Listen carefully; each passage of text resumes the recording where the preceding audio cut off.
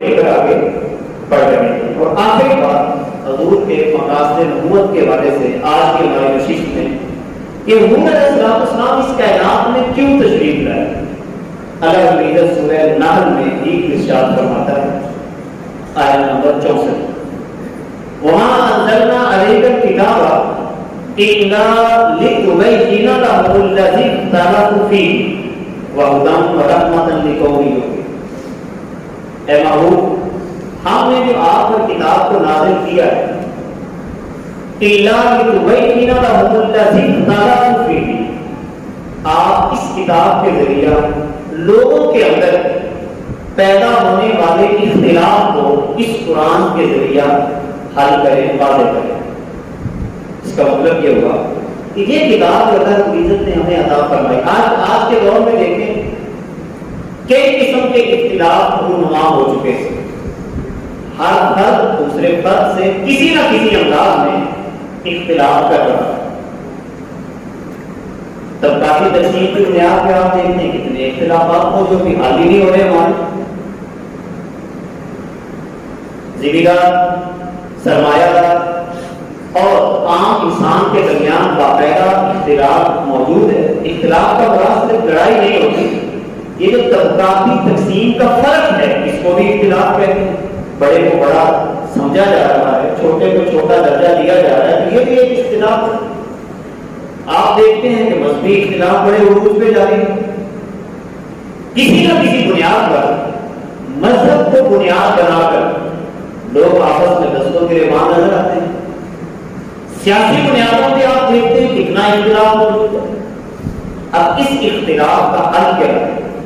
کیا اس اختلاف کا حل میں کروں گا یا جو میرا نظریہ ہوگا؟ نہیں، جو بات میں پہلے عرض کر چکا ہوں، میرا اور آپ کا علم ناقص ہے۔ میرے اور آپ کے علم کے اندر جس کو میں علم سمجھ رہا ہوں ممکن ہے کہ وہ شیطانی سوچ ہو۔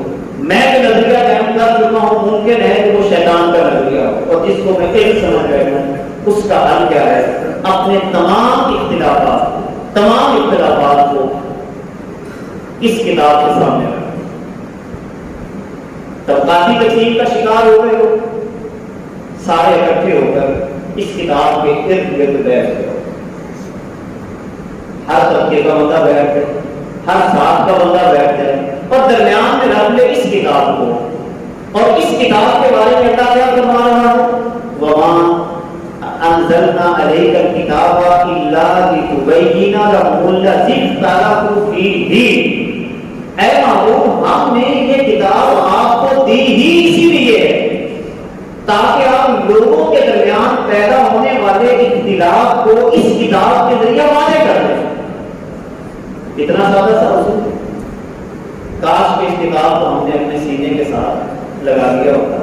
اس کتاب کو جیسے چومتے ہیں ایسے ہی دل میں جگہ دے کر ساری برادریاں اکٹھی ہو کر اس کتاب کو درمیان میں رکھ دیں اور فیصلہ لیں اس سے کہ ہمارے اندر اختلاف پیدا ہو گیا، کوئی بڑا ہے کوئی چھوٹا سمجھتا ہے، کوئی کسی کو کمی کہہ کر دھتکار دیتا ہے، کوئی لہجہ اختیار کرتا ہے، کوئی لہجہ اختیار کرتا ہے۔ اے کتاب تو بتا تیرے نزدیک اس مسئلے کا حل کیا ہے؟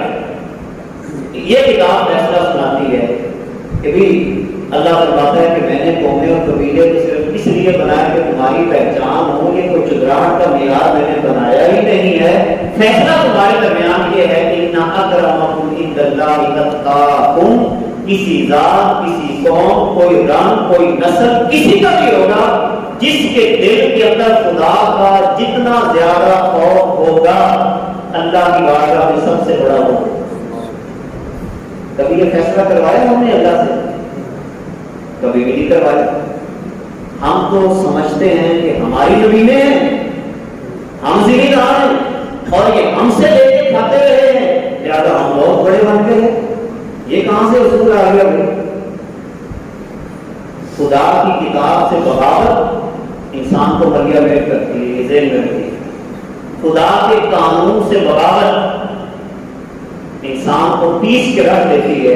لہذا اگر فیصلہ اللہ کا مان لیا جائے، وہی بلند ہے جس کے دل کے اندر تقویٰ زیادہ ہے، سروں کو جھکا کر خدا کے فیصلے کو تسلیم کر لو، اللہ تمہیں عروج عطا فرمائے۔ کتنے فیصلے آپ اپنی کتاب کے سامنے رکھیں، انشاءاللہ ان کا تذکرہ اگلے جمعہ مبارک کو کچھ اور بھی کریں گے کہ اس کتاب کے ذریعے جو حضور کی بعثت کا مقصد ہے اپنے زندگی کے فیصلے کروانے ہیں۔ جس دن ہم نے اپنی زندگی کے سارے فیصلے اس کتاب کے سامنے رکھ دیے، انشاءاللہ اس دن ہمیں عروج کا جھنڈا عطا کر دیا جائے گا۔ اگر اپنے فیصلوں کو اپنی سوچ کے سامنے رکھا تو مسلسل ذلیل ہوتے رہیں گے۔